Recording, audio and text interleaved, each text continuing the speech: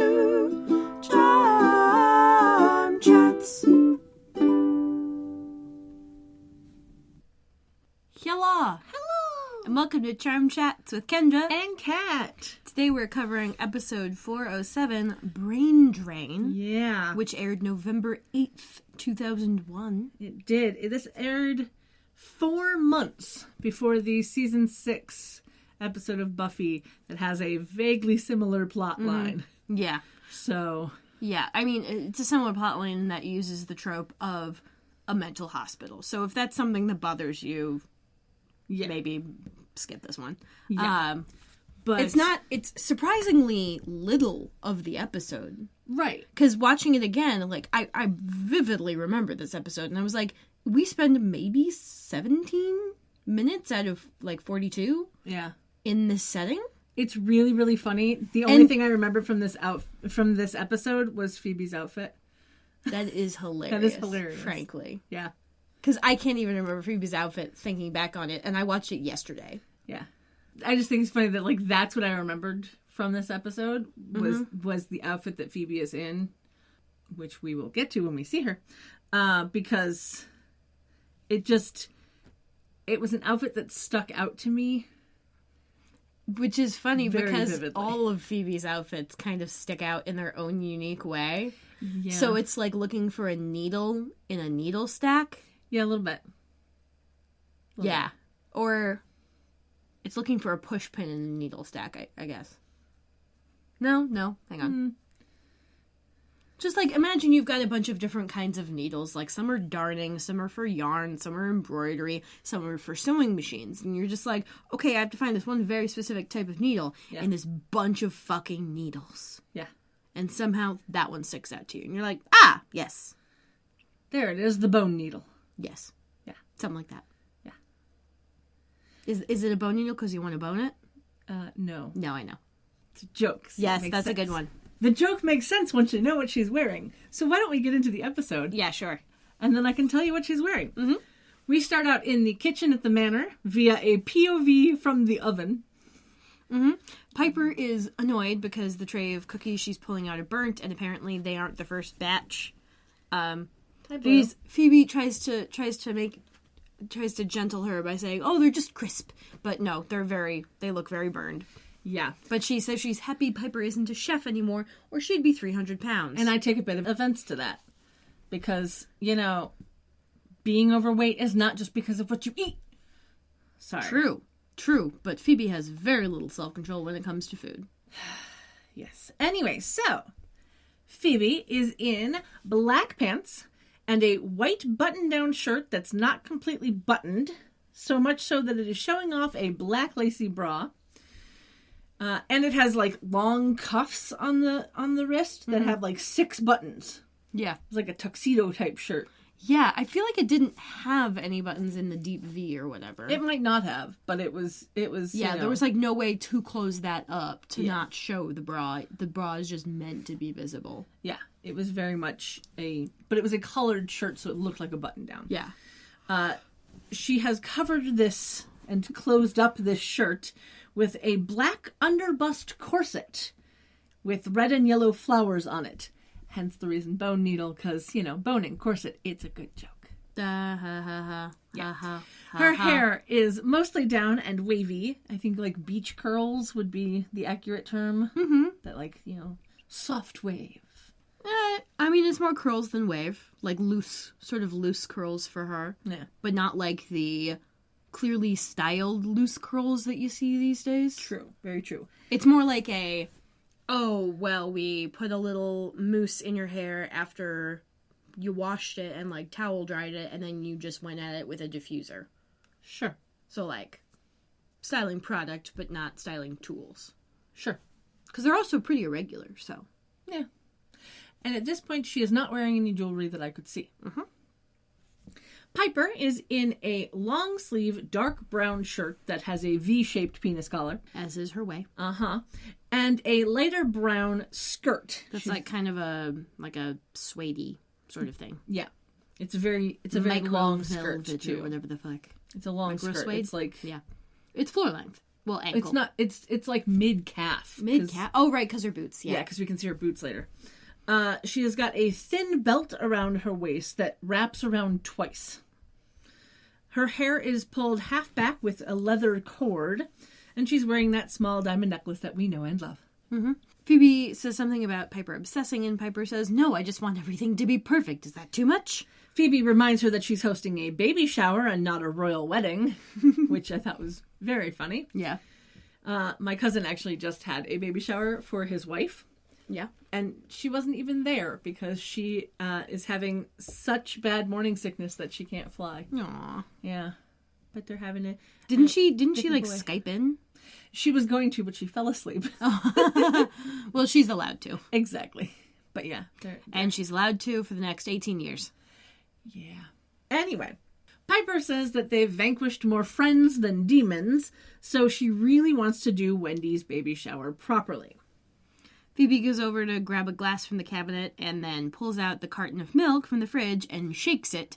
She asks, "Got milk?" Which was a slogan that started way back in 1993 by the California Milk Processor Board. The first commercial to go with that slogan was directed by Michael Bay. Yes, that Michael Bay. And it was the one with the guy eating the peanut butter sandwich who then tries to win the radio contest with the answer to a question, but the peanut butter is making his mouth, impossible to be understood because he doesn't just spit out the sandwich. He instead goes to try and get milk, and there's no milk, and so he's mad. Yeah.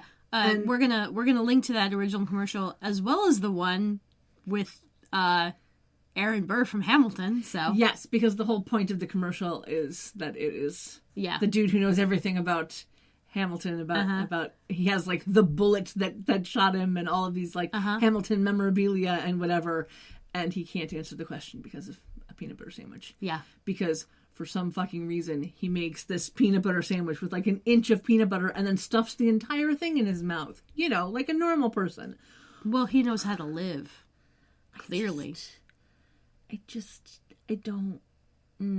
I mean, sometimes you gotta have fun in whatever way you can. I mean, I guess so, but I don't see putting an inch of peanut butter in your mouth to be fun. Mm-hmm. I just don't. Yeah, you and Blue agree on that. Yep. Blue is a dog who does not enjoy peanut butter. Yep. Which is weird, frankly. I think it's the texture. I think it's because his mouth is so tiny. Could be. That it just gets super sticky, and then he can't do stuff. So he just doesn't like it. Could be. But a very, very thin amount of peanut butter on something, he will lick.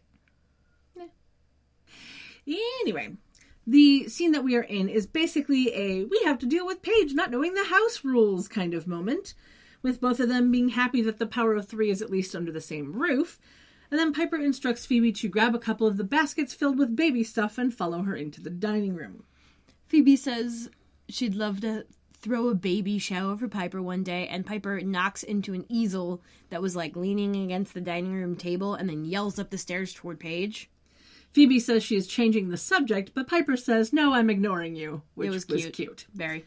They walk into the living room, and Phoebe reminds Piper of the future they saw, with her having a little girl, and she says, based on her math, that that Piper and Leo need to kind of get on that, if it's going to happen. Piper reminds Phoebe that a lot of the things they saw in the future aren't going to happen now, and we take a moment of silence in remembrance for Blonde Prue. Phoebe then reminds Piper that she can still have kids, and then asks if she actually wants one. Piper says she doesn't want one with demons just dropping in all the time, and as if on cue, Cole shimmers in. Cole is wearing a light tan button-down shirt under a light gray jacket with dark pants and has some really lovely facial hair happening. Yeah, he looks very unkempt in a nicely scruffy way. Yeah, like, it's not, we put a wire inside your shirt collar so we could make it look rumpled. It's like actually rumpled. Yeah. But just like a little bit. Yeah. Yeah. He looks like he hasn't had time to do much, including sleep. Yeah.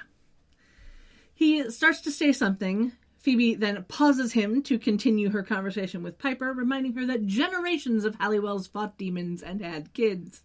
Piper tries to say it's none of Phoebe's business. Phoebe asks what Leo thinks, and Piper says she hasn't spoken to him about it. And then Cole breaks the conversation by putting his finger, I think it's his pinkies. He puts each pinky in the side of his mouth and whistles very loudly.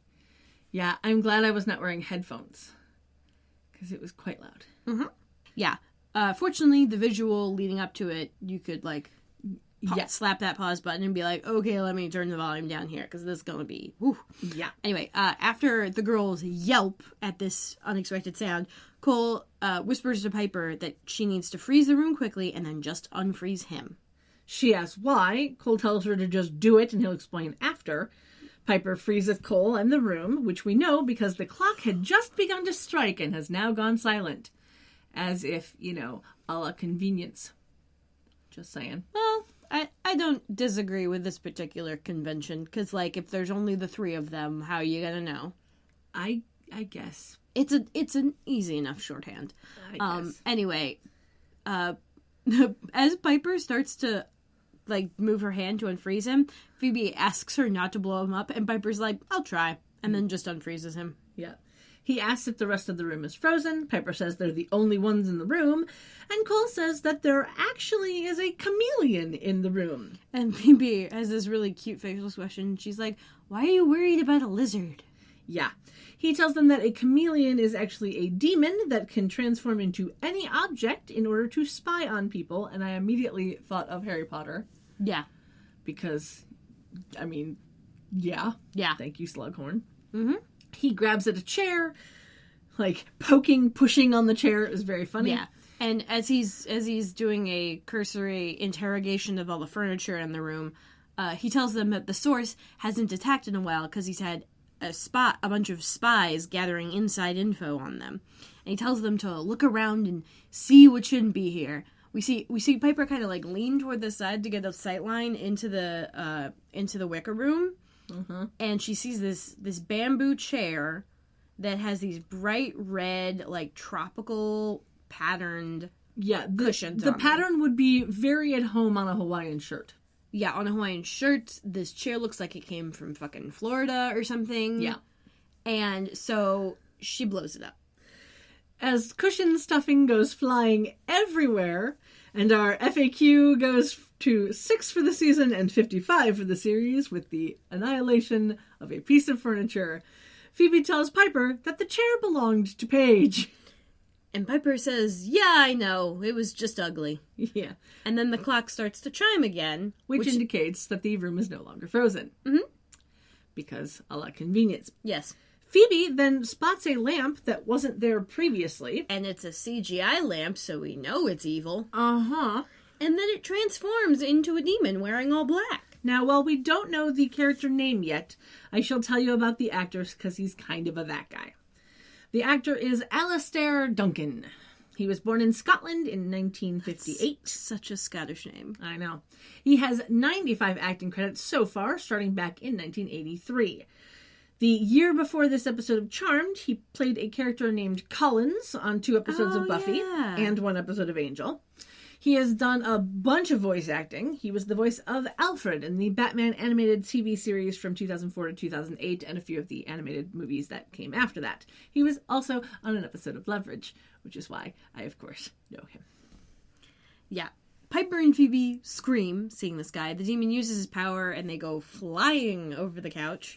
And then Cole throws an energy ball at him, which unfortunately only impacts at just below his shoulder, so his arm gets turned into green goo and splats across all of the baby baskets. Yeah, his arm then grows back nearly instantaneously. Piper tells Cole to get back, and she tries to blow up the demon. He ducks, and she blows up the grandfather clock instead. We have determined that the grandfather clock is part of the furniture. Yes. And therefore brings our FAQ up to 7 for the season and 56 for the series. Yeah, Piper grumbles about having to get that fixed again. Since they had just gotten it fixed. Yeah. And then Paige walks down the stairs. She is in a pink nightgown with her hair down while holding a washing basket full of clothes and wearing earphones attached to what looks like a Walkman of some sort. The demon runs in front of her, and Cole throws another energy ball, but the demon manages to duck out of the way, And while it's heading for Paige, she just orbs out before it hits her, and it blows up her laundry instead. And when she orbs back in, she's just got the Walkman. Yeah. The demon then gets up and shimmers out. Paige, in a bit of a shock, asks what happened, and Piper says, the freaking furniture just attacked. Mm-hmm. And we go to the opening credits. Yep. No Daryl this episode. Sorry, guys. Yeah, I think he'll be back next episode. Yeah. Though. But no Daryl. So sad. Yeah, I think I vaguely recall seeing him. Yeah. Yeah, we come back with a weird POV shot with Leo coming into view of the camera and asking how long the chameleon demon was in the house. We pull back to see Phoebe lying on the couch. So the POV was supposed to be from her lying on the couch. Mm-hmm. It's very weird. I don't know why they did it. Yeah. But, whatever. Yeah, Phoebe says that the lamp was there for at least 3 days, which is hilarious to me that she can remember how long it's been there. Seeing as it didn't look like she had a clue that it was there to begin with. Yeah, but my assumption point was that it's completely unnoticed. But maybe it just appeared when Paige started moving her stuff in. That's exactly what my thought was that they thought it was Paige's because it was there when she brought in her stuff. So Piper questions what Lamp wanted, and Cole says he was there gathering information for the Source's next attack.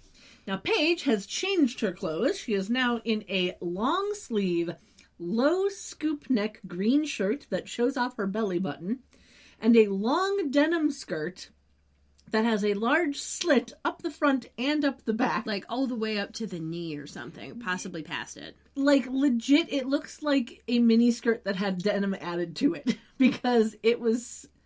That slit was so tall. Like, and it also...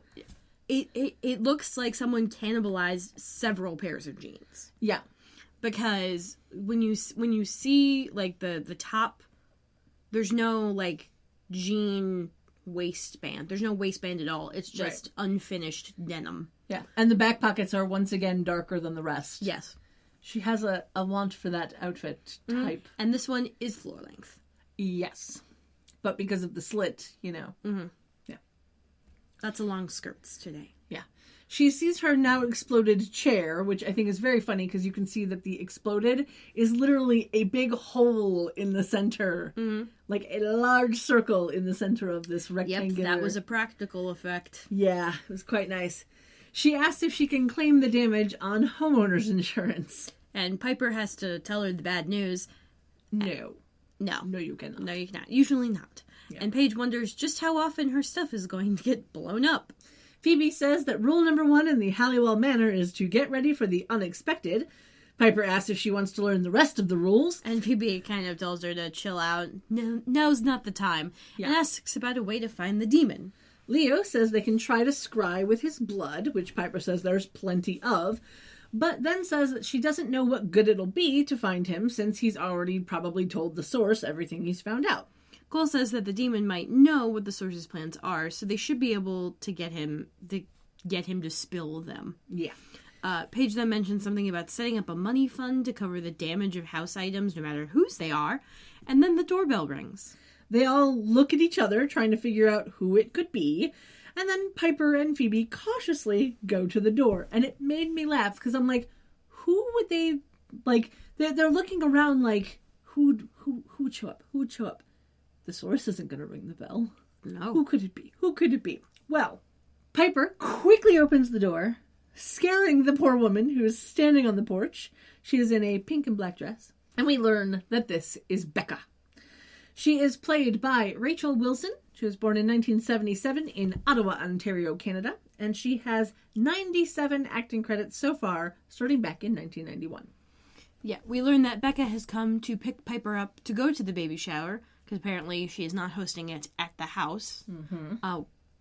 Piper and Phoebe then stop Becca from coming into the house. Piper starts to say, oh, something's come up, I can't. But Becca then puts on this really cute, like, puppy dog face, and she's like, no, everyone's looking forward to seeing you. And Piper decides to not disappoint them. So Phoebe's like, hold up, closes the door. Yeah, give us a minute. Yeah, and starts to talk to Piper. And they're talking right at the door, which we in have full volume. Yeah, we have already established they can be heard outside. Mm-hmm. Phoebe tells Piper that she can't go because they need to scry for the demon, and Piper reminds her that it doesn't take 3 sisters to scry, tells Phoebe to get Paige, and call her if they find him. Phoebe seems, of course, upset by this, but Piper reminds her that she needs to be human and have a bit of a life if she's ever going to have kids. Sure, I guess that tracks. And then starts to go for the door. Phoebe kind of, like, stands in the way, but Piper just wrenches it open into her foot several times and she gets out. Yeah. She calls out a goodbye to Leo, who calls out a goodbye back, and then she leaves with Becca. Yeah. We cut to our chameleon demon pacing back and forth inside some underworld cave. He spins around as the Source appears in a flash of fire behind him. The Source tells him that he's failed, and we learn that the demon's name is Alistair. So Alistair is playing Alistair. Although, That's not honestly, confusing at all. Honestly, they're probably just pretty much pronounced the same. So it doesn't really matter. Yeah. Anyway, so we learn that the Source wanted to capture one of the Charmed Ones and trick her into giving up all of her powers, and that he's upset that Alistair's been exposed and ruined the element of surprise. Yes. Alistair says, Surprise. I know, right? Alistair says that the girls will still be after him, so the Source can use him to get them. And the Source is like, oh, that's an excellent idea. Let me just cut out the middleman. And he changes his appearance into Alistair's, and then vanquishes him. Yeah. He then turns and makes the Oracle appear on her lovely little rock. She is still in the same dress. I am super sick of her. Oh, don't worry. I know, but, like, this was my first thought seeing her appear. I'm like, can we not? Can we not? Like, this is tired. Although she does have a better episode this episode, like, acting-wise, than she has the previous, 3? Ugh. Well. Yeah, but anyway, the Source asks the Oracle which of the sisters is most vulnerable, and she says that the eldest's yearnings, and she's, like, moving her hand like a pregnant belly a little bit, but, like, a fancy pregnant belly. And she's like, her yearnings appear to be, like, her weakness. Yeah. She then waves her hand over her crystal ball, and we transition through it to Piper's friend's baby shower, which seems to be taking place at P3. Mm-hmm.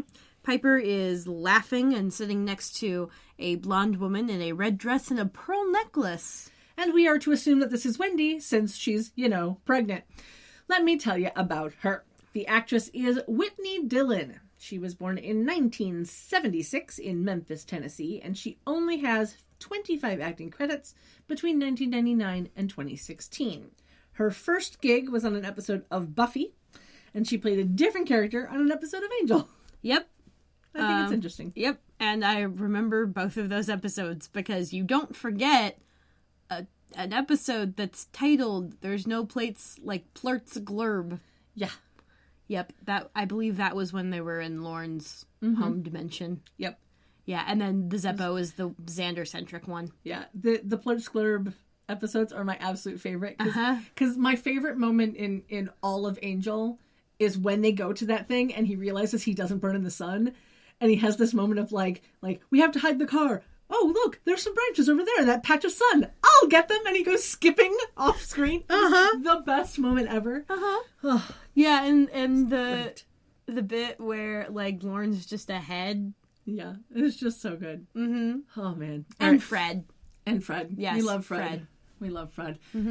Okay, but this is not an Angel Pad. I know. So let's we're not doing that. No. Wendy opens up one of those clothing box gifties and pulls out a little white baby jacket or possibly onesie. It's tough to tell. Yeah, it's like a full body onesie type jacket. Outfit. Yeah. But anyway, it's like a kind of like white furry, somewhere in between fleece and velvet type of material.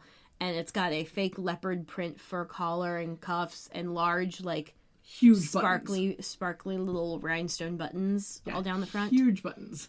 Yeah, because Piper and Becca went to the market, is what they said, to get more baby gifts since the multiple baskets that she had made got just ruined. Good. Absolutely good. Which is funny, because if you actually looked at the baskets, all she really had to do was just take off the cellophane and re-cellophane them. It wasn't cellophane, though.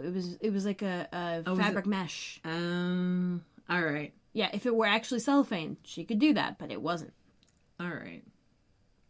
Well, then this just, this is your lesson. Mm-hmm. Use Cellophane that shit. Yeah. Don't use mesh. Use cellophane. And if you can, get the kind you can kind of, like, heat gun in and it'll shrink wrap. Well, I mean, it's just easier to deal with. anyway. Yeah, Wendy asks where Piper got this adorable little baby thing from. Piper mentions she was at a store in the Embarcadero. Which is a waterfront area of San Francisco, but there's also one in San Diego and in Oakland. And somehow she and Becca went from the house to the Embarcadero to P3. The people don't know where anything is in San Francisco these days. Yeah. In the show. Yeah. Because P3 is supposed to be 5 minutes from the house, and the house is in, like, North San Francisco. Yeah. And the waterfront is not. Yeah. So, not a convenience. Indeed. Anyway, Wendy thanks her. They hug. You get a good shot of the pillow that Wendy has stuffed up her dress. Yeah. It was not the most convincing of pregnancy bellies. It wasn't. But, It wasn't. But honestly, it wasn't the worst I've ever seen because she was like sitting down, and so that would naturally sort of distort everything. Yeah. It wasn't horrible, but it was definitely, you could tell it was fake. Mm-hmm. Oh yeah. Yeah. Anyway, Becca is super happy. Oh yeah. After Wendy gets a hug, then Piper goes over to chat with Becca. Becca's super happy to see Piper being social, and Piper says something about, oh yeah, after Prue's death, like, it took a while. Becca's like, oh bitch, it's been longer. Yeah, she mentions the fact that Piper's actually been less social over the past, 3 years or so. 3 or 4 years, Yeah. Piper's phone rings, and we see that it is a call from home, but she stops it. It Has a 555 number. Yeah, as all with no area code, as all do. She stops the phone from ringing. Becca seems worried that Piper's going to have to leave, but Piper's like, no, I'm staying. And then we see Leo Orbin behind a curtain. Yeah, and like by that back area. Yeah, and motion for Piper to come over to him. He is in dark tan pants and a peach-colored polo-style shirt and a dark jacket. And the shirt is untucked and it looks baggy on him. It was an odd look for Leo. Mm-hmm. I think this is the most, unkempt we've seen him in a while. Yeah, him and Cole right now. Yeah. Anyway, Piper pulls a face, which kind of concerns Becca, and then she's like, excuse me for a moment. And she does this great thing where she steps between the chairs and walks so that she's out of the sightline of the person who's, right by the bar. Super slow. Super, just casual, very holding slow. her skirt, which made it even funnier. She starts to gather up her skirt a little bit. And then the second she's out of the peripheral vision of that last person, she shuffles like mad towards the back room. Yeah, books it. It was the best. Yeah. It was great. She asks Leo why he's there. He says he tried to call her, but her cell phone went dead. And then tells her that Paige and Phoebe think they found the demon and she has to go. Piper then asks how they're supposed to have kids if she can't even go to someone else's baby shower. And Leo's like, what? Yeah, it seems to take Leo off guard a little bit, but she blows off her own thoughts and says she'll meet him outside after she says goodbye because, that's the least she could do. Since she's hosting the damn thing. Mm-hmm. Yeah, she goes over to Wendy and tells her something's come up and she has to leave. And Wendy's sad. She's like, you'll miss the cake. That's the best part. Which is kind of funny if you think about it. I mean, hey, yeah. Yeah. Piper is also sad that she will miss the cake, but she grabs her sweater jacket thing and leaves. And we cut over to the manor where everyone is hanging out at the base of the stairs. Phoebe is now wearing a necklace that she wasn't wearing before. Something with flowers. It was beaded something. Yeah. Paige is wondering why they're not going to use the vanquishing spell they found. And Leo says that they want to interrogate the demon and see what he knows about the source's plans. Cole says he'll make sure the demon talks, but Phoebe says that the source will probably have another bounty hunter just waiting to capture him. Paige wonders how they can get the demon to just chat with them, and Phoebe says, Piper can freeze him and just unfreeze his head. She's done that before. Piper isn't sure about doing that. Cole asks if she's got a better idea, and Piper sits and says that they could try to offer the source a deal. Leo asks what kind, and she says, we'll stop going after him if he stops going after us. Phoebe is confused, and Piper continues, saying that it would also mean that they'd have to stop going after all the Source's demons, but she's fine with that if it stops the constant attacks. Paige turns to Cole and says something about Piper bumping her head, and Phoebe thinks Piper can't be serious, but Piper's like, no, I'm dead serious. This could be a chance to give up demon fighting for good. Leo mentions their destiny. Piper says that they, might have already fulfilled it. Who knows? They've saved scores of innocents. It might be time for some other witches to take over and let us live our lives. Because, that's how shit works. Right, yeah. Phoebe says they can't give up when they're so close to taking out the Source, mentioning that they'd be doing it for Prue. Piper says she hopes they don't end up where Prue did before she walks off. We then cut to a quick night shot of the city where we get to see the Triangle Building, and we find ourselves in an alley with the girls. Piper has added a nice long cream-colored knit sweater jacket to her outfit. Yep. Paige has added a brown leather jacket to hers, and Phoebe's added a long black fitted coat to hers. And it looks so good. Uh-huh. Everyone looks fucking great. Like, this coat looks like it is so perfectly tailored to Alyssa Milano. Mm-hmm. OMG. Yeah.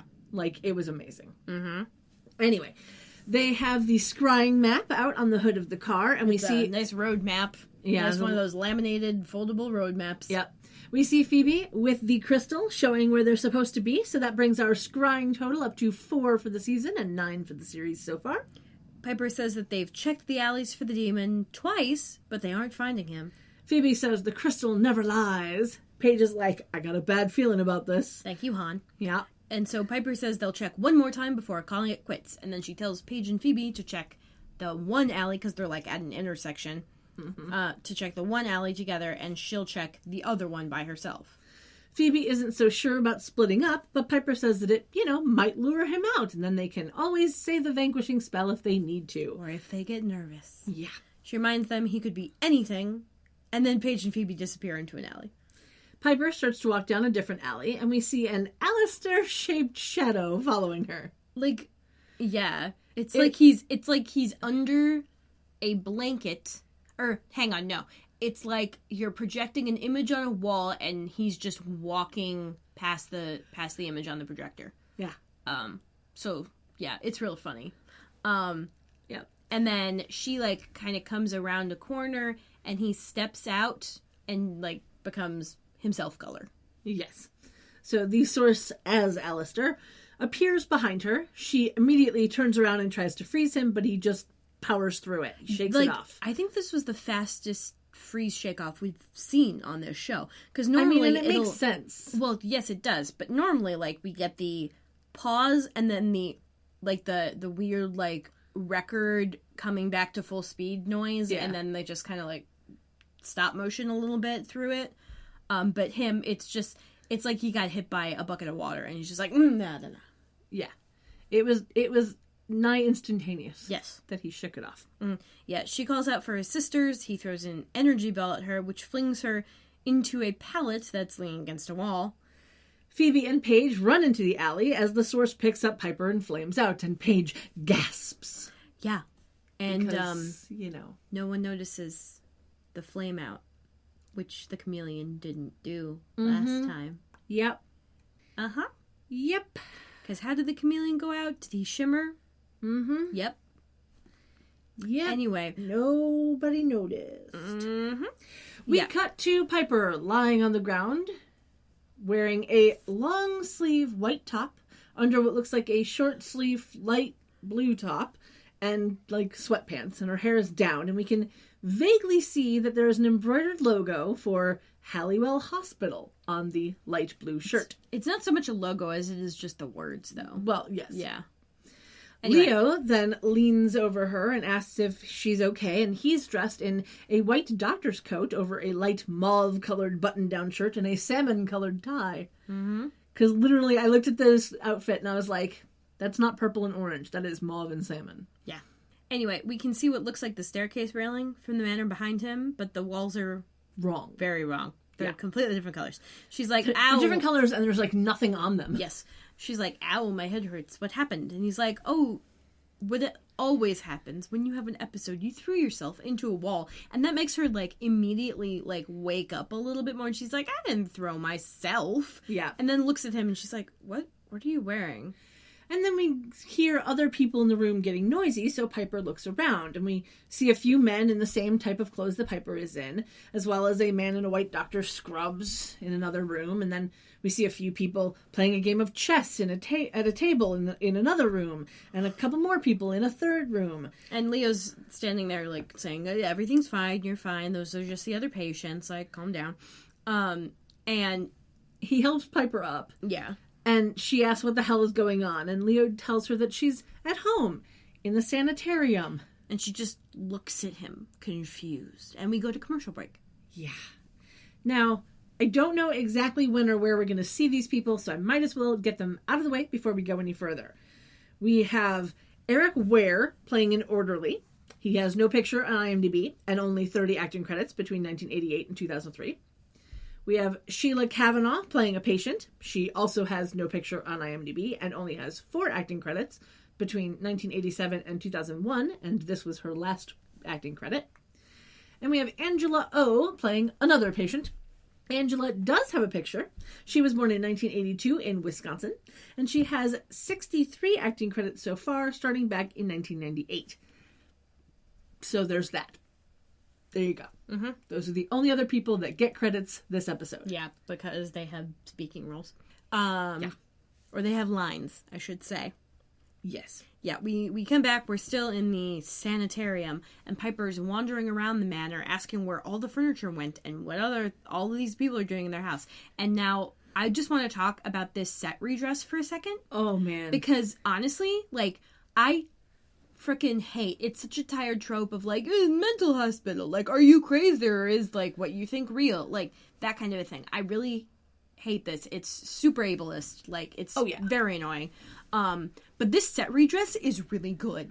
Yeah, because they went through the trouble to remove all of the furniture, all of the decor, and paint the walls. The walls are two-tone. Yeah. Like there's like a sagey type of green up top and like either a white or like a very light rose. It's like an off-white. Yeah, like a warm off-white on the bottom. And that's the entire house. Right. Like, literally, we see all of the other rooms, and it's all, well, not all of them, but, like, anything with walls that are paintable looks like this. Right. And they have a bunch of, like, stereotypical hospital, like kind of, a little old-fashioned, actually, equipment. Yeah, it's definitely not of this, like... era. It's a little bit old. Yeah, all of the rugs are gone. Yeah, the floors are bare. All of the chairs are now metal folding chairs. Most of the tables are like folding tables. I think personally my absolute favorite thing that they added was they put a water fountain. Yes. On one of the walls. Yes. And I was like, that is brilliant. And above that is the only thing, or one of the only things on the walls, was this huge, like, cork board with all sorts of papers on it. And I just loved that. I was like, that is so, that's what would be there. I feel like that was on the wall under the stairs or something. I don't remember where it was supposed to be. I don't remember. I remember seeing it, though. Yeah. Yeah. But no, this is an excellent fucking set redress. Yeah. We get to see a little bit of the yard later. Yeah, and that's, I think this is like one of the first times, really, that we've seen the backyard. I said one of. Well, yeah, I did. It's definitely the first one where we go from the wicker room outside in that way. Yeah. Like, I think other times we've just kind of seen the backyard, and then, like, maybe they crash through the windows or something, or, like, maybe we see it through the windows, but we don't actually go from the conservatory into the backyard, except for this episode so far. Right. But yeah, this is just like a great attention to detail. They had the time, they had the budget for this episode, clearly. Yeah. It's really nice to see a good budget episode. So yeah, despite the whole tropey shit, because I remember the Buffy episode, they had a different set. Maybe they redressed a couple of rooms, but it was all very claustrophobic, and it wasn't it wasn't like an Uncanny Valley type thing. No, the Buffy episode was absolutely trying to send a different message. Yes. This is very much fucking with Piper's head. Yes. In the best way to get her to give up her powers, Where in the Buffy episode, it was the isolate her from everyone and just make her think she's crazy. Mm-hmm. Which is a slightly different, thing. So yeah, that's my notes on the set redress. It's very good. I wish it didn't have to happen with this tropey episode. Yeah, well, we deal with these things. Mm-hmm. So, Leo tells her that Halliwell Hospital isn't their house, but that all of these other people live there too. Yeah, she gets angry, thinks he's making some kind of joke, and he tells her to calm down, which of course she refuses, and says that a demon must have cast a spell and changed the house. She then calls out for Phoebe and Paige and starts to head toward the stairs. A man, who I'm assuming is our orderly, grabs her and holds her in place as we see Alistair in a white doctor's coat walk up to Leo. Piper says he's the demon. He says demons are just a figment of her imagination. And, she tries to say the vanquishing spell. Evil hiding in plain sight. I use this spell with all my might to stop you changing form and shape. This vanquish seals your fate. Nothing happens, and the orderly makes a quack about not really rhyming. And she kind of gives him a look, and he goes, sorry. Yeah. Which I thought was great. It was the best. Yeah. The best moment. Yeah, and Alistair asks why she keeps demonizing him and every other psychiatrist that's ever tried to help her. She struggles to get free from the orderly, saying she's gonna blow him up. Alistair says her violet impulses have returned, and then calls for a straitjacket, and someone runs off to get one. Now, a straitjacket is a jacket that is usually made of canvas or duck cloth and has very long sleeves that surpass the tips of the wearer's fingers. And the jacket is put on with the opening in the back, and then the sleeves are literally tied around at the back so that their hands are the wearer's arms are very close to their body. Yeah, but usually down, down, yeah, under, across their stomach, under the boobs, Yes, across the stomach. Yeah. And most also have a crotch strap that can be used to tie into the sleeves to prevent the wearer from, removing the jacket. Such as Houdini often did, as well as other various magicians. And yeah, they are absolutely usually used by magicians to do the whole escape artist thing, like Harry Houdini and his brother Hardin as part of their act. Mm-hmm. It's the one mental hospital trope that really annoys me because they don't do that anymore. No, they don't. There are some things where they will strap you to a bed, but the straitjacket isn't really used very much anymore. Uh-huh. Yeah. Yeah. Anyway, Leo asks why she won't let Dr. Alistair help her, and she's like, I need your help getting the guy who's holding me to let go so I can use my powers. Leo tells her that she doesn't have powers, she's not a witch, and she's never saved any innocents. She's clearly in disbelief, and then we get a shot towards the front door where we see Paige in this other room. And she seems to have dropped something or broken something. It looked like just a block of wood fell over. It was very... Yeah. It was weird. Anyway, she's wearing a pink robe over her patient outfit, and she's got that Walkman and headphones on from earlier. Someone then grabs her and carries her toward the stairs and toward Piper, and she's freaking out and whatever. And Piper tries to tell Paige that a demon has taken over the house and she should orb out. Alistair then tells someone to put Piper into isolation, and she gets put into the straitjacket, and a couple of men carry her toward the kitchen. Yeah. Which, at this point, I'm going, why would they be going toward the kitchen? Oh, right, the basement is through the kitchen. Yes. That makes sense. Uh-huh. She tries to get Leo to listen, saying they're making a mistake, and then Alistair is a demon, but Alistair promises to free her of her delusions. She calls out for Phoebe, as Alistair says that she can get everything she wants if she just helps him, and says that the illness has already consumed more than 3 years of her life. Yep. And then we cut to an underworld cave as Alistair, Source, and the Oracle are standing over Piper, who's floating over a nice flat rock with some of those glowy crystals. Yeah. They almost look like the Himalayan salt lamps. Yeah, a little bit. Just around her, except they're not, pink. Yeah, a little bit. Uh-huh. Yeah. Source has his hands over Piper's head, telling her that she's not a witch. She just thinks she is. And then she floats down and lands softly on the rock. Yeah, they've got some kind of jig that is, supporting her under her back and, it's, keeping her head slightly elevated from the rest of her body. And it's, got her arms and stuff. Very thin, just not visible from the camera perspective. it is, the magician trick. Yeah. There's a lot of things happening Uh-huh. in this episode. Yeah, but once she gets lowered to, like, resting position, the source kind of braces himself on the rock, and the oracle's like, oh no, what's wrong? He's like, oh, it's taking more magic than I thought to project into her mind. And the oracle worries that he doesn't have enough energy to give. And he gets a little pissed about this, but she's like, this is weakening you. It's making you vulnerable. He basically tells her that he'll be powerful enough soon enough, you know. Uh-huh. He then says that he knows Piper's Achilles heel, or her weakness, is that she never wanted to be a witch and she just feels obligated to use her powers. If you don't know the Greek myth of Achilles, I think I've mentioned it before, but it's, his mother was told that he'd die young, so she took him to the river Styx and dipped him in it, and the river's supposed to give him the power of invulnerability, but she held him by his heel, so it wasn't washed by the water, and therefore he grew up to fight in many battles and was eventually felled by an arrow to said heel. Mm-hmm. There you go. The oracle reminds him that her powers won't work in the illusion, and he tells her that he just has to wait for Piper to figure that out and willingly give them up, which will then in turn also give up her sister's powers. Because that's a thing. Mm-hmm. Back at the actual manor, Leo's trying to sense Piper and Phoebe is trying to scry for her. That brings our scrying total up to 5 for the season and 10 for the series. Yep. Paige comes in, breaking Leo out of his concentration. He says he can't sense her anywhere, so Paige starts to question what that means. Phoebe assures her that the demon wouldn't have taken her if he wanted her dead. Cole shimmers in, now covered in green slime, and Phoebe rushes over to him.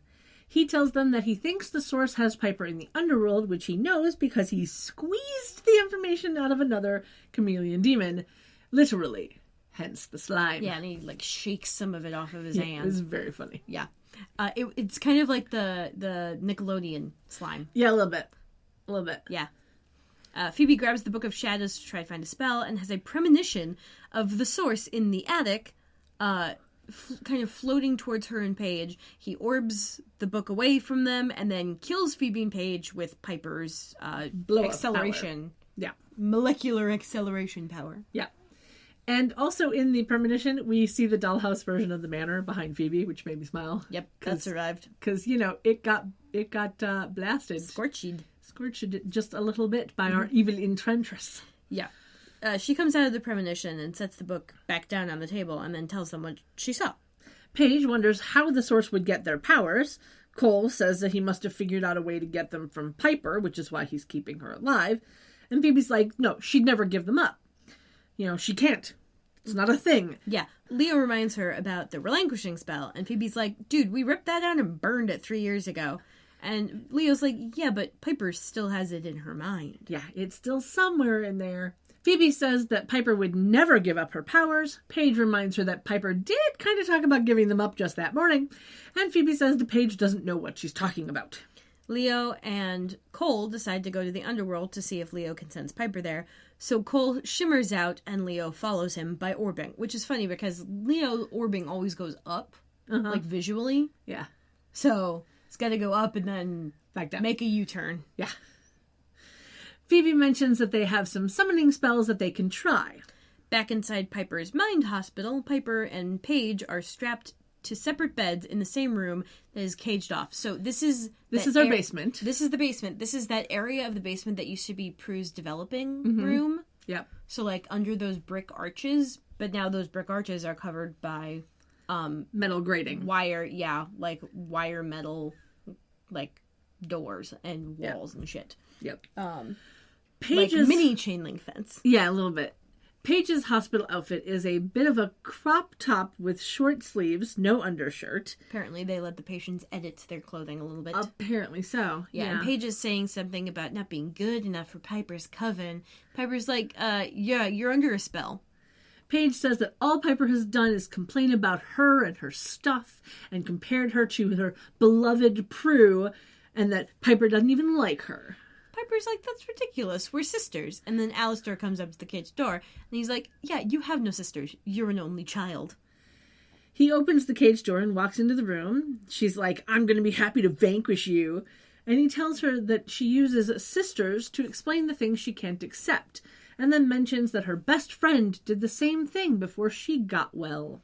And he says that this is Prue, and then Piper, this, like, hits a button with Piper, and she's like, don't talk about her. Paige calls her Saint Prue, and then Alistair continues that Piper never forgave Prue for finally accepting that she wasn't a witch. He says that Piper has convinced herself that Prue is dead, and Piper's like, yeah, she is. Yeah. And then Alistair says that, no, Prue was released 3 months ago because she recovered. He says that Piper could also recover and be set free if she just stops fighting and accepts reality. She then tells him to let her out of her restraints and she'll show you some reality. Yeah. Which I thought was great. Yeah. It's one of my favorite lines. I don't know why. Yeah, he says she just hurt herself again, and he leaves, saying he's sorry and closing the gate behind him. Though he doesn't seem to lock it. Nope. Piper calls out for Leo, and Paige tells her to stop calling for him. She's driving her crazier than she already is. And then Phoebe skips into view, eating a cookie.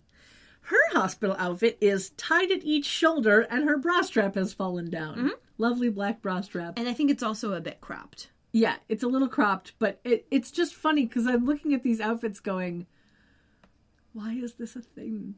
Why?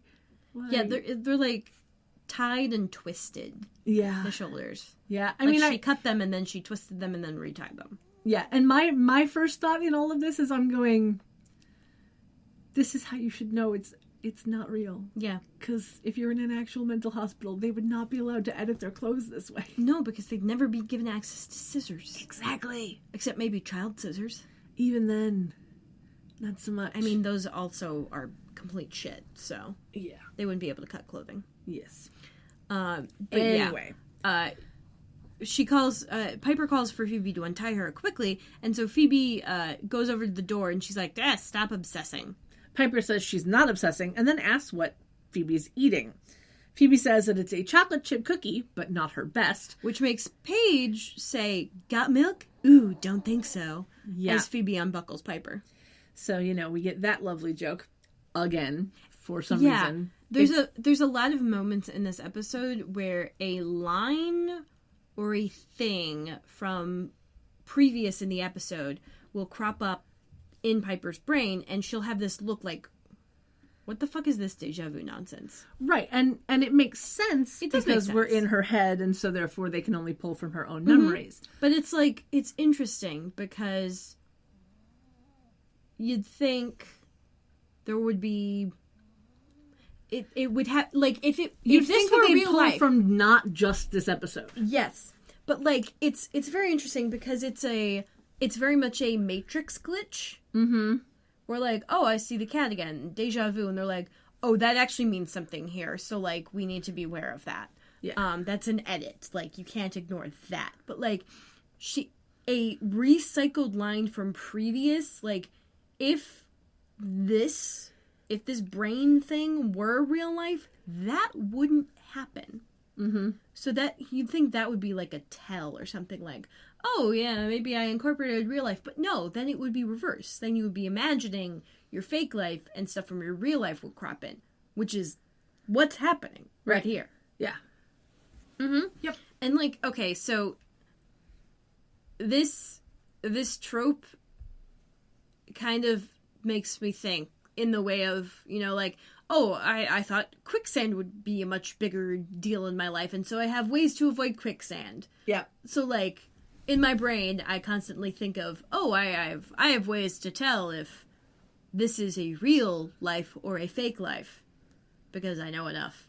Yep. But, like, so I was watching this episode with that in my head going, oh, here would be my strategy to find out if this were actually real, or, hey, I know enough about hospitals to be able to spot the inconsistencies with this shit. Yeah, but, I know. TV. I know. Piper says they need to reverse the spell. Phoebe then gasps loudly. Piper asks what she saw, and Phoebe just kind of comes back and was like, I saw the back of my eyelids. What do you think? Mm-hmm. Yeah, Paige tells Phoebe to hurry up and untie her too, and then she gets up and stretches. And there's this cute moment while Paige is stretching and we get a lot of stomach. And Phoebe is doing this, like, jump where she swaps the position of her feet backward and forward. Yeah. And then like, reaches out her finger and, like, keeps poking Paige in the stomach. Yeah, it was very funny because it's one of those moments where you're like, this is very in character, but you can tell that it was very out of character as well. Yeah, Phoebe is acting a lot like she did when she got turned into a kid. Yeah. Like with the fairies and shit. Yeah. Very, very, childlike. Yeah. Piper says that since evil can't touch the Book of Shadows, that it should still be in the attic, and they all go running out of the room. We cut to a hallway in the upstairs, like the upstairs, not the main floor, where there's a bunch of medical equipment lined up against the walls, and again, like, total set redress. Looks real good. Yep. Piper and Paige are sneaking down, holding hands, and we can see that Paige's top is kind of falling off of one of her shoulders. Yep. Piper asks where Phoebe is. Paige doesn't really care, and then Phoebe catches up to them holding a broom. Piper asks what the broom is for, and Phoebe's like, duh, for flying. And then they hear a man yelling from the attic. Phoebe says that it's another innocent to save, and she hops on the broom like she's about to play Quidditch and goes running up the stairs. Piper calls after her, and then she and Paige follow. And we cut to the attic as the girls enter, and the attic is mostly clear of everything. Yeah. Except a few pieces of medical equipment. Cole is lying on a chair with a couple of wires stuck to his face, and there's a doctor sitting at a computer, and Cole says he can't be hurt because he's the mighty Balthazar. And you see his face, like, go... This is in post, clearly. Like, it goes redder and then paler, and then redder and then paler. Yeah. Like, they just selected around his skin, and then hue shifted it a couple of times. Yeah. It was very funny. Yeah. Yeah. Yeah, he's getting some, like, electroshock therapy shit. Yeah. Phoebe yells at the doctor to stop because he's not evil anymore. And then Piper takes the broom and hits the doctor over the head with the broom end, which both breaks the broom and makes him, like, fly, like, in a rolly chair over to a desk by a window. Like, it's... Yeah. That shouldn't knock him out, but it does. No, it does, though. And Piper is still holding the broken shaft of the broom. And then Paige makes a joke, oh, well, he really flew. Phoebe runs over to the passed out Cole and starts kissing him on the cheek in, like, the most adorably awkward way. Yeah, like she's doling them out. Yeah. Like they're doses of a vaccine or something. Yeah, it was, like, I want to see if I can find a gif of that because it was I'm just sure there is. the most adorable, like... It's probably going to be in HD soon, too. Oh, that's going to be good. Piper and Paige go over to her, and Piper tells Phoebe to stop, and then asks if they've seen the book. Yeah, Phoebe says that she hid it so the doctors, demons, wouldn't find it, and then runs over to a small, like, vintage medical cupboard, and reaches behind it, and then pulls out a fairly thin spiral notebook, but not, like, super thin. Like, it's like a sketchbook. Yeah.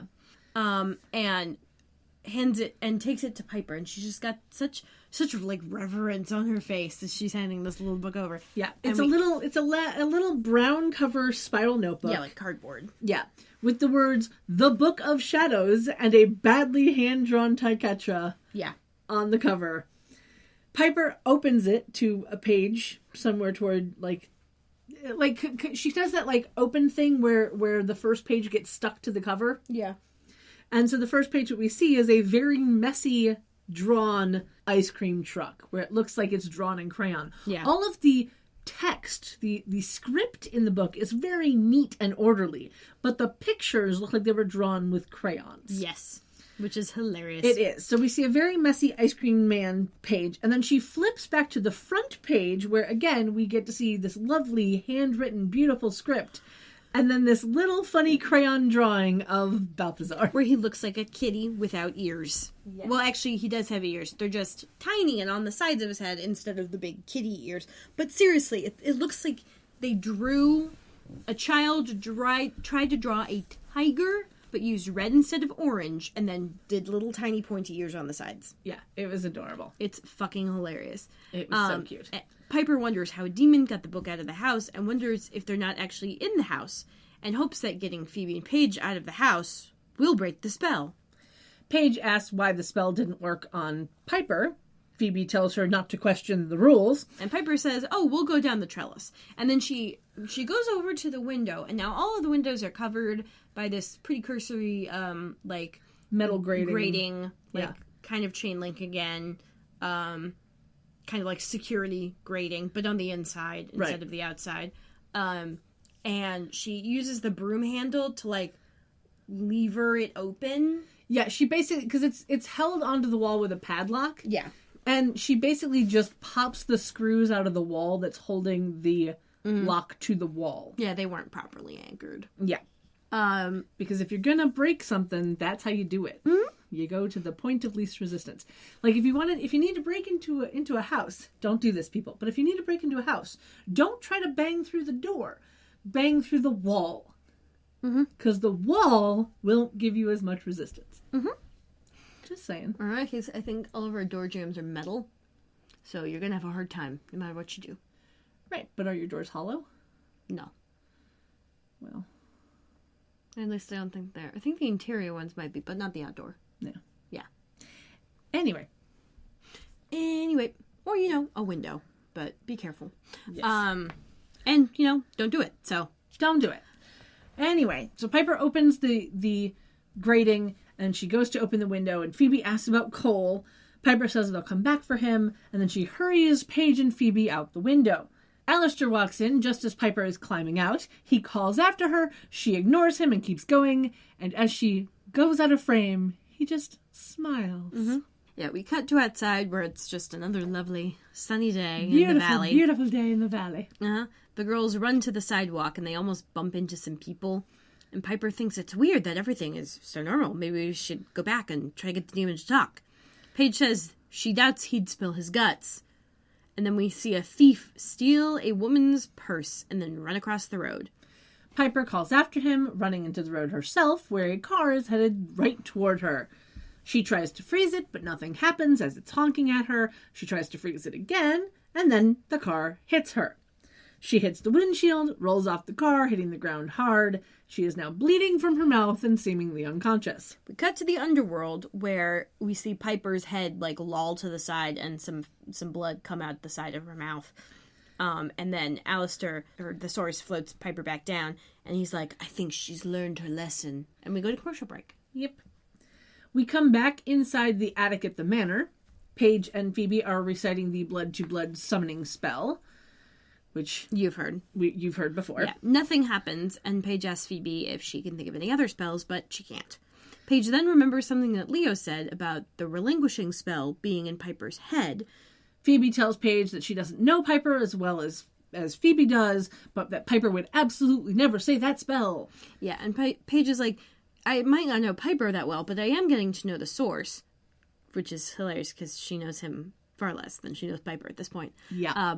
But he likes to play mind games, right? So maybe the source is getting inside Piper's mind to find that spell. Phoebe gets where she's going and figures that they can also try to get into Piper's mind. And she starts flipping through the Book of Shadows. Yeah.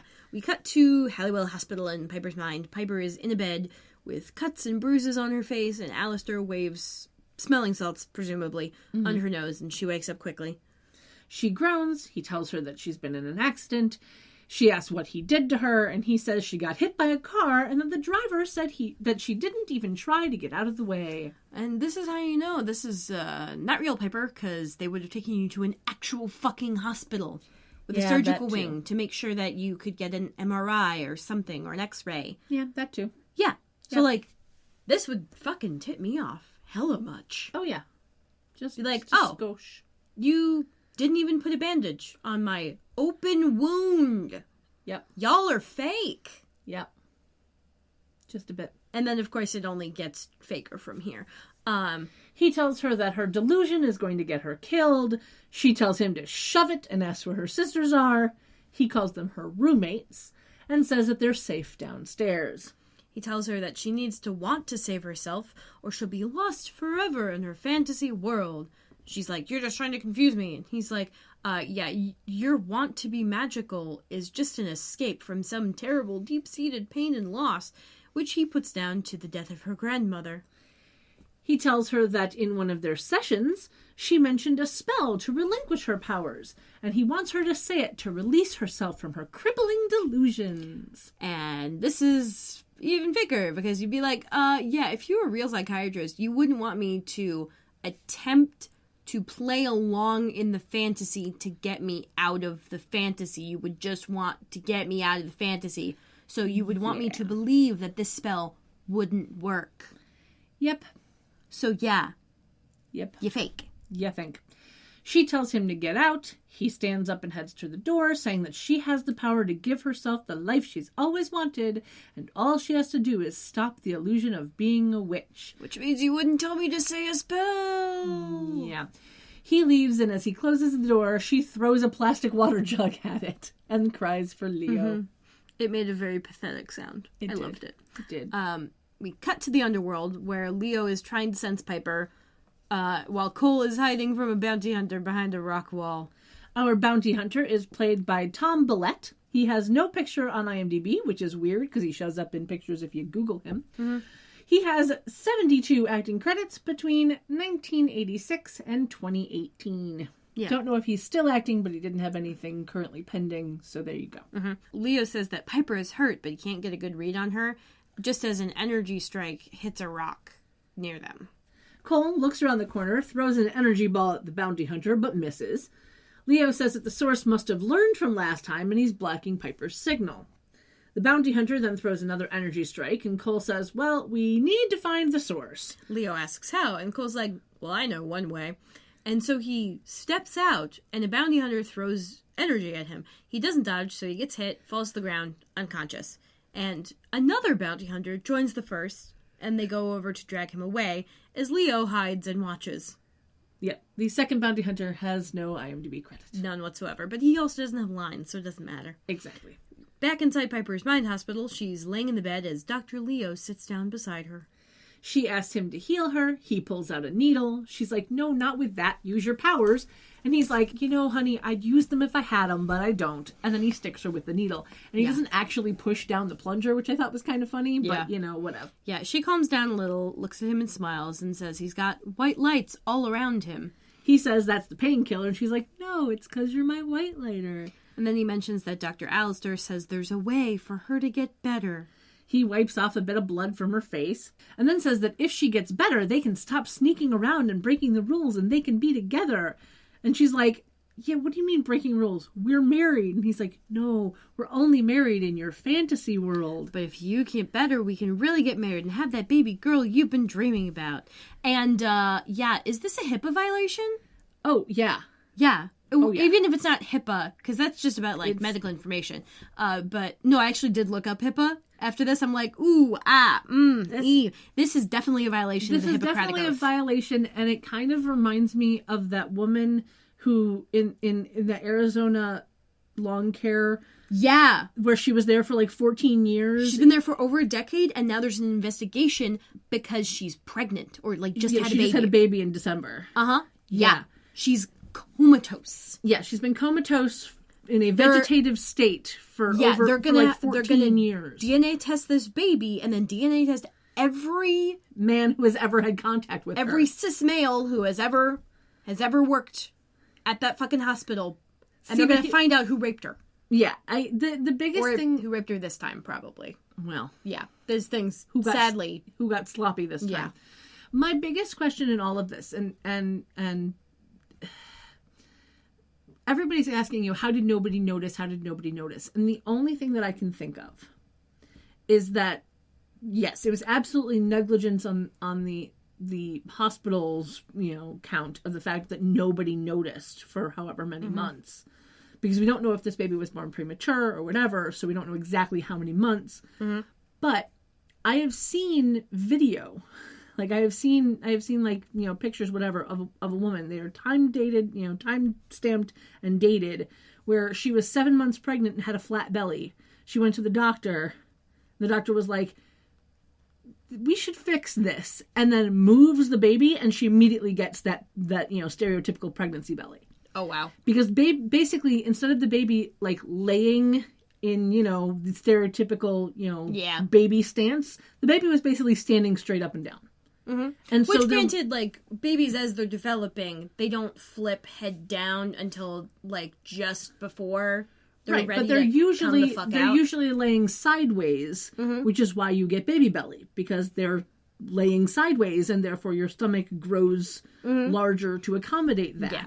But also, like, sometimes, depending on, like, what your personal fat distribution is, or, like, your physiognomy, like, you may not look all that pregnant. You might not gain any weight. Right. You might gain a little bit of weight, but, like, maybe you've just been, like, ill otherwise, and so you haven't been able to, like, keep your weight up. Right. Like, And there's a whole host of ways. Like, there's a reason there's an entire show called I Didn't Know I Was Pregnant. Fun fact, one person on that show was also on the show Pregnant at 70.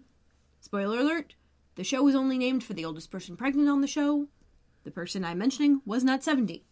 All right. But she had been under IVF. She was like some British lady who she and her husband wanted to have a baby. Like, they hadn't had a baby at all. And, like, it was just kind of later in life when they got married. And so, like, well, you know, you're healthy. Yeah, you're not menstruating, but we might as well try, like, doing an IVF thing. And they went through a thing, and they tried, like, they did the pregnancy test, and they said it didn't take. And then later she goes to her doctor, and the doctor has, like, the palpitations or whatever, and then writes a note on her chart, like, that just says ovarian cancer ? Because he feels a lump. Yeah. And then comes back in from the blood. Like, she freaks out, calls her husband. The doctor comes back in from the blood test, and he's like, it's not cancer, you're pregnant. Nice.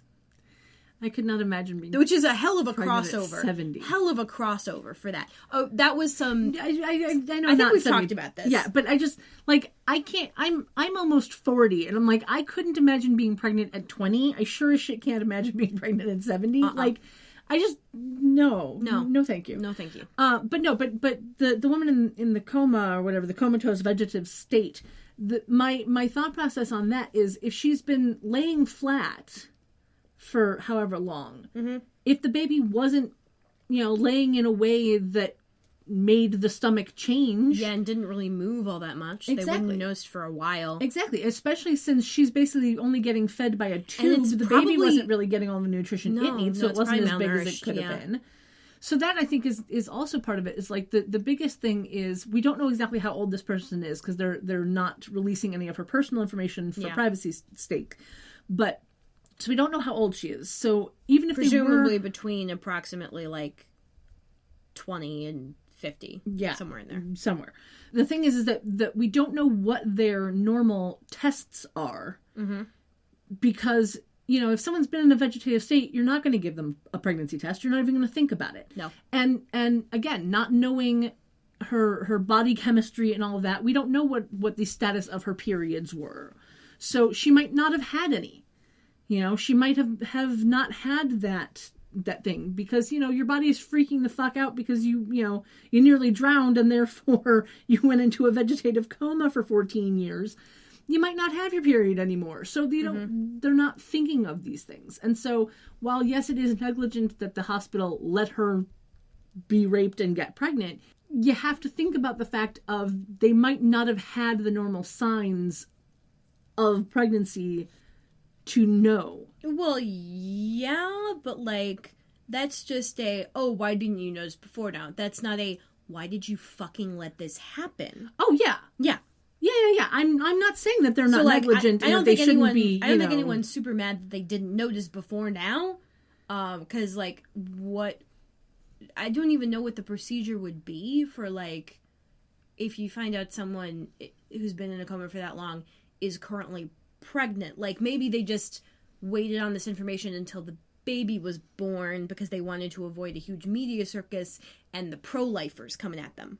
I mean, to be like, oh, it's a miracle, like, let the baby, like, they just want to avoid that. Yeah, I could see that. I don't know if she had family or something and they talked to them first or whatever. No idea. But, like, holy fucking shit. Yeah, that's the biggest thing is that we are aware of the fact that this happened, but we're not aware of the details of things because privacy. Yeah. And so I'm okay HIPAA. I'm okay with not knowing those things, but, like, you kind of go, wasn't there a Law and Order about this? Yeah, there was also a Kill Bill about this. Well, but I believe there was a Law and Order, but that was a completely different, hopefully, situation where the parents of the comatose person paid somebody to get her pregnant because they wanted a grandchild. So, yeah, you know, Law and Order. That's horrible in a different way. Yeah, TV shows. Speaking of TV shows, let's get back to this one, shall we? Yes. Okay. Anyway, Leo, after this very disturbing statement, says then that he wants to show her something and picks her up. Like full body carry. Yeah, full body carry. She has just been in a car accident, bub. Yeah. This ain't good. Yeah, like she was just hit by a car. Why? Why are you grabbing her in such this a is fashion? like the bad stock photos of my job. Someone shared that because they do like occasionally some hospice care, and it was a stock photo of an old lady sitting on a bed and a dude attempting to help her into a wheelchair where he's like got one arm behind her back and one hand under one of her knees. Yeah. That's a great assisted stand. And he's also, like, kind of far away from her. Like, there's a huge gap in between their bodies. Yeah, no. Don't do that. No. Don't do that. Anyway, we cut back to the underworld as the two bounty hunters walk into the cave where Alistair Source has Piper floating. The Oracle kind of intercepts them. She's like, you gotta fucking leave. And they kind of drop Cole on the ground. The Oracle sort of does a smile. Yeah, Bounty Hunter tells her to tell the Source that they have captured Balthazar. She tells them to leave him, and she'll make sure that he gets the credit. But he says that they aren't leaving without their bounty. So she's like, fine, then wait. In the same way that the Obama meme says, then perish. She then walks back over to the Source, as he is telling Piper that he has a surprise for her. And then we see Leo... Real Leo. Yes. Staring, looking on from a nearby corner, trying not to be seen. Yeah, cut back into her mind as Alistair opens the door from the conservatory into the backyard, and we see a beautiful garden. There's lots of flowers and 2 white benches at the end of a small walkway. Like a nice stone paved path, like a paved brick path with a little rotunda at the end. Yeah, and it's one of those things where you look at this and go... You know it's fake, but it's so pretty that you want to leave it. Like, they should have gotten married there. I know, right? Yeah. Granted, it is outside, so they can be seen from up there. But, like, this is where they should have gotten fucking married. Yeah. This is cute. So cute. Mm-hmm. Leo wheels Piper out. She's in a lovely little wheelchair with a little blanket over her knees. And then... 2 CG butterflies. One blue, one orange. Flutter near her. She holds out... They're portals. Yeah. She holds out her hand, and as they land on her palm and then fly away, Dr. Leo says, see, there's magic in the real world, too. Yeah. Alistair says her friends have come to visit, and we see Becca, Wendy, and some other women walk up to her. Becca and Wendy are in the same clothes that they were in the baby shower. Presumably the other women, if they were also there, are. Yeah. But we didn't pay attention. No, we did not. Yeah. Becca's saying how much they've missed Piper, and then Wendy walks into frame holding a baby that is wearing the outfit that Piper brought to the shower. Piper asks when Wendy had her baby. She replies that it was just after the shower, don't you remember? Mm-hmm. And asks Piper if she wants to hold said baby. And mentioned something about... See, the outfit you got her is so cute. Yeah. And I'm like, okay, so, y'all, more inconsistencies here. Because, like, Piper would not have any income living in this place for the last 3 years. She would not have been able to buy said outfit. And she would not have been allowed to go to a baby shower if she's a person who has episodes. Like, she can't leave the house. She would never have been allowed to go. Yeah, Just, oi. There's many things that should be thoughts, but, And also, they're wearing the same outfits. Yeah. The exact same fucking outfits. Wendy puts the baby into Piper's arms, and also Piper that's not a starts newborn. To cry. No, it's absolutely not a newborn. It's like a 3-month-old. Yeah. But hey, it's a real baby. For It is. once. It is. Becca asks Piper why she's crying. Alistair's like, okay, you should leave now. Yeah. And Becca's like, but we just got here. But he ushers them out, and pretty much everyone, like, does a cursory goodbye or, like, makes a face or something. Yeah, like a little wave. Yeah. Wendy takes the baby back, and Piper continues to cry as they all say goodbye and leave. Dr. Alistair walks out with them. Leo tells her that she can have that life. They can have it together. She just needs to free herself. And then he takes out a little notepad, a little ruled notepad out of his jacket, and a pen. and tells her to try to remember the exact words for that spell, and then kisses the top of her head and walks away, leaving her alone in the garden. Yeah. Mm-hmm. Back in the attic, we see that the Book of Shadows is open to a mind link spell and a spell to break a mind link. Handy that they put those together. Yeah. For once. You know. Phoebe lights some candles. Paige asked if they really want to do this. Phoebe then reminds her that it was her idea. And Paige is like, yeah, but I have enough trouble being in my own head. I'm not so sure about being in someone else's. Phoebe says that only their consciousness will be in Piper's head, so it's kind of like astral projection. Paige asks what they do after they get in. Phoebe says they've got the reverse spell to get out, and then they kneel in front of the candles. They're kind of like in the middle of the candles. Yeah. On the little rug. Yeah. Phoebe says that they're not about to lose another sister. They join hands and they say the spell. Life to life and mind to mind, our spirits now will intertwine. We mold our souls and journey to the one whose thoughts we wish we knew. And then they gracefully, artfully collapse on the floor to opposite sides. Not knocking over any of the candles. Any of the candles, no. I thought it would have been funny if they, collapsed. Phoebe fell first, and I thought it would have been funny if, Paige collapsed on top of her. But no. No, and it's just such an artful fall. Mm-hmm. We cut to the garden in Piper's mind as Phoebe and Paige pop into the scene. Paige stares at those CG butterflies and wonders if they might be in Mary Poppins' head, and then Phoebe turns to see Piper over in the background. They run over to her, saying that they've got the spell to get her out. Piper's like, no more spells, as she's writing on the pad of paper that Leo gave her. Yeah, Phoebe says they're her sisters. Piper's like, I don't have sisters, and then yells at them to go away. At this point, Alistair storms out of the house, telling them that they're too late, and we go to commercial break. And this is where I wondered, why all of a sudden, instantaneously, is she like, no more spells, as she's writing down a spell. Why did... I just want to know how that moment was the thing that broke her. Do you know what I mean? Because baby. Yeah, it does make a whole lot of sense. But again, they only spent 17 minutes of this entire episode of her in her head. In the hospital in her head. Yeah. Anyway.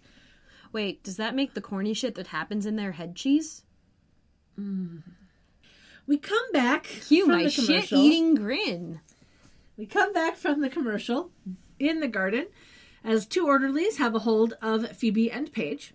Alistair says that he wants them to witness this and mentions that their powers don't work here. Paige, of course, doesn't believe him and tries to use her powers to orb the spell in Piper's lap to her, but nothing happens. The orderly jerks Paige's arms, and Alistair says she will feel pain, and Piper just needs to read the spell thrice to strip all three of them of their powers. Dr. Leo walks out. Phoebe pleads with him to help Piper get out. Alistair says, yes, Leo, please. And Leo wheels Piper down the path back toward the house, whispering to her to say the spell and everything will be okay, as Phoebe and Paige try to escape from the men holding them. Yeah, Piper starts to recite the relinquishing spell as Phoebe and Paige yell after her to stop. Alistair and the doctor tell her that being the girls, are delusional and don't listen to them. You only have to say the spell twice more. Which makes me wonder whose powers went first. Mm-hmm. Because we don't see anything. We don't know who's doing what. Yep. It's just, it has to be all three or it won't work. Like that fucking amulet or whatever. It's all or nothing, I guess. Yeah. But yeah, it's funny because, in this world, none of their powers work, but somehow her saying the spell only still this spell works. That's a very interesting loophole. Yeah. And clearly it can't block people from magically getting into the little delusion, but it can probably prevent them from getting out. Yeah. So they're trapped. Because the thing is Piper, when she talks in her dream state, in her mind, she's not speaking out loud. No. So I think that's the biggest thing. Had she been speaking out loud in her little floaty stance, over the rock in the underworld, then I could have maybe understood. She's not moving her arms and therefore her powers don't actually work. Mm-hmm. But what she's saying is actually happening. Yeah. So therefore her saying the spell would work. Yes. But they don't show that she No, they can don't. talk at all, so it's a little bit weird. Yeah, it's a little bit hand-wavy. Yeah. Anyway, we cut to the cave in the underworld as the Source has Piper floating and is still talking to her. Leo peeks around the corner, trying to whisper at Cole to wake up, who's still fucking unconscious. He then realizes that Cole isn't going to wake up, and so he orbs out from where he is and orbs in front of the two bounty hunters, getting their attention before orbing back out. One bounty hunter throws an energy strike just as Leo orbs out and vanquishes the other bounty hunter. And Leo orbs in on the other side of that guy, taps him on the shoulder, and knocks him down and races over to Cole. The Oracle tells the Source to hurry because he's in danger. The bounty hunter gets back up just as Cole wakes up, and Cole throws an energy ball at the bounty hunter, vanquishing him. Leo runs toward Piper. The Oracle tries to stop him, but he pushes her out of the way, literally just bodily shoves her, and it was amazing. Yeah, she kind of like falls to the floor or something. But then he tries to get to Piper, and there's a protective shield that bounces him well back across the room. Yeah. Cole throws an energy ball at the Source, but the shield protects him, so he throws another and another, just like he's got, like he's elf, and he's got a pile of snowballs that he's just fucking chucking. Yeah. Pumpkin chunking. Yes. Cut to the garden in Piper's mind, where Piper has finished saying the spell for the second time. Phoebe headbutts the orderly behind her and trips him and then calls out to Paige. Paige moves her head, and Phoebe punches the other guy, who goes falling backward over one of the benches, and they both land on the grass. Yeah. And then back in the cave, Cole is still throwing energy balls at the Source, and the Oracle is trying to get the Source to break the connection before Cole kills him.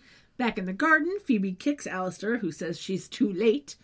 In the cave, Cole throws one more energy ball, and the Source flies backwards. In the garden, Alistair, Leo, and the orderlies all, disappear in the same fade-out that Phoebe and Paige faded in on. Right.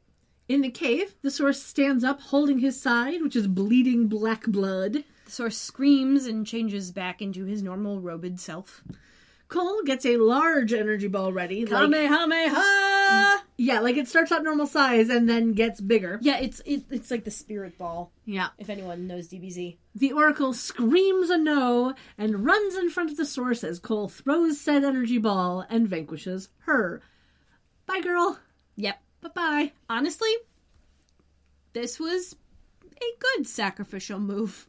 Thematically. Yeah. It wasn't just I must, take the bullet for you, when clearly it might have missed. But, yeah. This is oh, shit. Yeah. Time's up. Let's go. Yeah. And the Source flames out. In the garden, because, Piper is still stuck in her own head, Phoebe is telling Piper not to throw away the gift that is their magic, as Piper continues to speak the spell, because apparently it takes her for fucking ever to speak this 2-line spell. She's very upset. Yeah. We cut to the cave as Leo takes up the position the Source had been using and puts his hands on either side of Piper's head, and she floats back up. And we cut to the garden as Leo pops into the scene because now he's in her brain. Now he's controlling her brain. Yeah. He goes over to Piper, tells her to stop, listen to her sisters, and to trust them. And then he uses his power to heal her wounds. And there's 2 shots of his hand doing this, where one, it's the most awkward hand. Yeah. Because it comes so weird into frame. It was kind of he was trying to do a cross-body salute with his right hand. Yeah, it was very weird shot where this hand they had to contort his wrist frame. a little bit so that they could hide the little light that's in his palm. Yeah. Because they still do this mostly in practical with this hand thing, which is fun. Yeah, but it was he's standing behind her and yet his hand comes, from below her head. Yeah. It was just weird. Yeah, and then the second one, it passes over her forehead, and it's in a slightly more natural position, but not by much. She then looks around and points to Leo and goes, "Are you really my husband?" He laughs, and he's like, "Yep." Yeah. And then she looks at Paige and Phoebe and goes, "That would make you really my sisters?" Phoebe says, "Whether you like it or not," and kind of poke slaps her. Yeah, it was cute. Piper then asks if the demon is gone. Phoebe nods, and Piper stands up, throwing the blanket to the wheelchair, going, "Good, because he was freaking me out." Yep, same. I'd be freaked out. Paige then asks if they can click their heels and get out of this crazy joint, which is a cute little reference to The Wizard of Oz.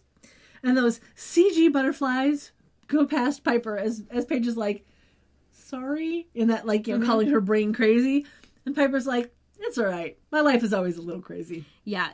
This episode actually reminds me a lot more of an episode in The Magicians. Mm-hmm.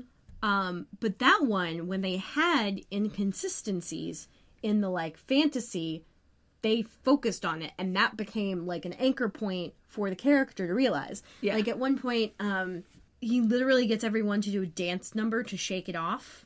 Yes. Which is hilarious. Oh, man. And then you have the character who hates Taylor Swift swan on in and see his representation in this. And he's like, fucking wake up. And that makes everyone realize something is wrong. Like, he's not actually crazy. And there's this one bit where he tries to, like, do a magic thing with some fireworks. And the character he's trying to do them for, in his head, who's supposed to not be able to see them, mentions what they are. And he's like, how did you know that? Yeah. How did you know that? How did you know that? But yeah, like, as much as I hate this fucking trope, I feel like that one was handled fairly well, where it was very clear to the audience that you know this isn't real, and then he knows this isn't real, and then you just have to work from there and problem solve. Yep. But yeah, we transition over to the manor, and we see this lovely like continuous shot of Piper kind of running around the manor, like checking that all of the stuff is there. Yeah, like she comes down the stairs and immediately is like looking at everything, all of the destruction that is their living room. I think they must have, if they were filming all of this out of order, they probably filmed all of the stuff with the manor as usual, like one right after another, and then did the redress and like had a little like break, and then came back and filmed all of the mental hospital shit. Or actually, what's probably more likely is they did all the mental hospital stuff first. True. Because if you make it all look different, take everything out, then when you put it all back, then you don't have to worry about where everything was at the beginning. The next time. Yeah. It's where Plus, it is. they did have all of the extra furniture there from Paige and shit, so right. that does make sense, yes. And then you don't have to change it for the next episode. Exactly. Necessarily. Anyway, so Phoebe, Paige, Leo, and Cole all come down the stairs. Everyone is still in the outfits that they've been in for most of the episode, you know, when they're not in Piper's mind. And I'm saying that when they shot this particular scene, it must have been very cold because we can see nipples on both Paige and Piper. Yeah. And we know Piper's wearing a bra. She does not forgo bras. Yeah, it is very rare to see Piper nipple poking through. Yeah. Phoebe asks if something is wrong, and Piper's like, no, everything's just perfect. Paige then mentions her chair, and Phoebe kind of nudges her. And Piper's like, yeah, I'll pay to replace it. And Paige is like, no, it wasn't your fault. And then she sees Piper's face, and he goes, unless it was. Yeah, Piper's like, I was just upset about yet another demon in our lives, and I know I just need to stop fighting and accept that. Paige is like, it's okay. It wasn't my favorite chair. She does not mention what her favorite chair is, possibly as a foil to prevent this from happening. Yeah. But, you know, it's good to know that she's not the only one struggling with the idea of being a witch. Phoebe tells her that she's in good company and then gives her a little side hug. Leo says that they won't have to deal with the source for a while because Cole hurt him pretty bad. And the way he says this, like, they're coming down the stairs, and as he mentions Cole, he turns around and kind of gives him, like, finger guns. Yeah. Like he's hyping him up. Like he's his hype man. Yeah, it was kind of funny. It was cute. Cole warns them that it wasn't bad enough and the source will be back eventually. And he kind of walks over toward Phoebe and she says, like, she starts, like, kind of pawing at his chest. Yep. And she's like, well, we should take advantage of the fact that he's gone for the first time in a long time. Cole pulls her forward and asks if she's trying to seduce him. And he calls her Miss Halliwell. Yeah. And she's like, oh, always. And Piper says, ew, while looking away. And Leo kind of laughs. It's very funny. It was so cute. Phoebe and Cole run up the stairs. And Paige, like, kind of fidgets with her arms. And she's like, I'm just like, gonna go to the store for milk. Yeah. We need that. Yeah. Okay, bye. And leaves. Yeah. Leo asks Piper if she's really okay. Piper says she's never going to stop wanting a normal life, but that's kind of what keeps her sane. He tells her that they both deserve normal lives and that they might actually get them if they can ever vanquish the source for good. Yeah, Piper says that one day she might get to have a baby shower of her own, and then Leo does a bridal carry and says, oh, well, we should get to practicing, and they orb out, presumably into their bedroom. Yeah, and they both giggle, and it's adorable, and we go to the end credits. Yes. It was so nice. Mm-hmm. I like this episode because it gives us... There's very real... The sisters get to bond a little bit and have a moment of, okay, we're in this together, and Paige isn't the only one who feels out of place. Mm-hmm. And I like that. Yeah, I think it just, like, now we're more aware of the tropiness of the mental hospital shit. Yeah. Because not just this, but, like, the Buffy episode and then several other shows, like, all do this. Yeah. So it feels more jarring now, but like there's a lot of good emotion stuff, even though the plot is just doesn't quite pan out. Yeah. In some spots, like there's a few little holes, but it's less like a hole blown in a chair and more like, you know, the grating, and it's like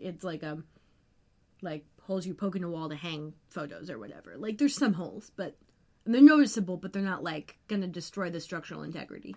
Yes. So, I guess we're on to ratings now. We are indeed. I'm gonna give this one a 7 out of 10 sick in the head. With a question mark. Yeah. This one was one where I really had to struggle trying to come up with my little rating saying. Because it's like...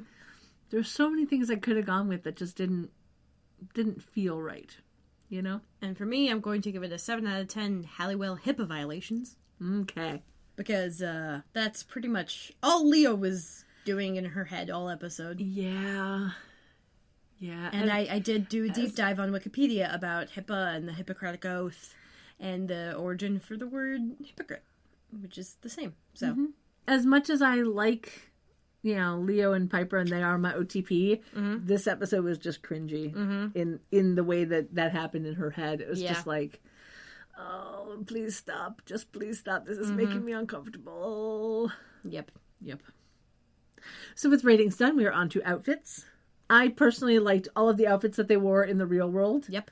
I mean, that's basically the only outfits they had all episode. But, yeah, the only outfits in the real world I didn't like, Wendy's. It was really funny because you see her in literally the same dress coming in Piper, like the source's fantasy for Piper. And you can see how her dress is like baggy and wrinkled because of the pillow that had been stuffed up under it. Yeah. So yeah, it was really funny. Like, it kind of gives you an insight into the order in which they filmed these, because, you know, you had to do the set redress.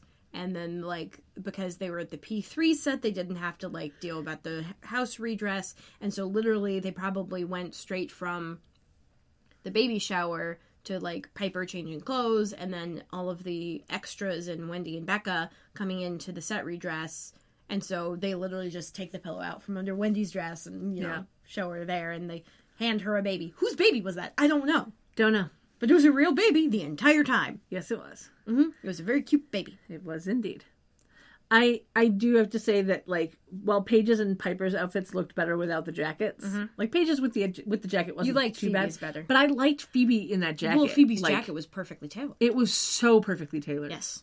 Like, and even though it still showed off the bra underneath, it looked so good. Like, so good. Yeah. She's lucky she doesn't have a job, because that's not appropriate for workwear. Oh boy. Yeah. She's very much following in Prue's footsteps. Because Piper ain't gonna join that train. No. I'm happy, though, that Piper doesn't join that train, because Piper needs to stay classy. No. She a classy bitch, and I love her. Anyway.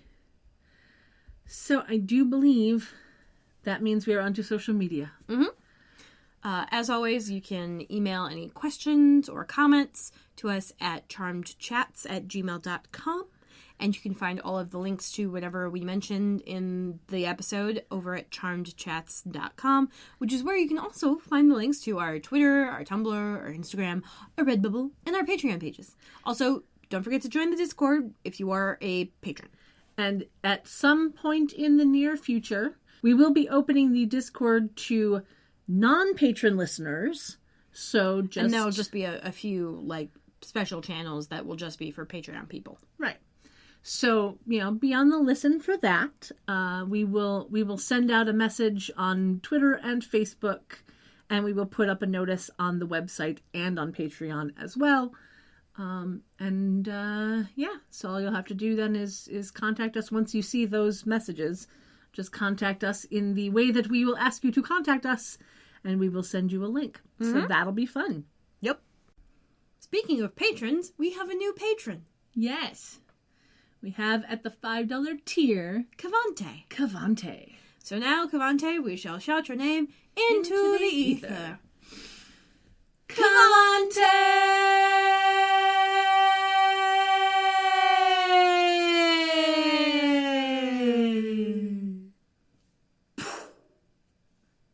Thanks. You're awesome.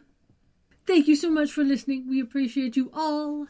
And until next time, sleep tight. Don't let the warlocks bite. Bye. Bye.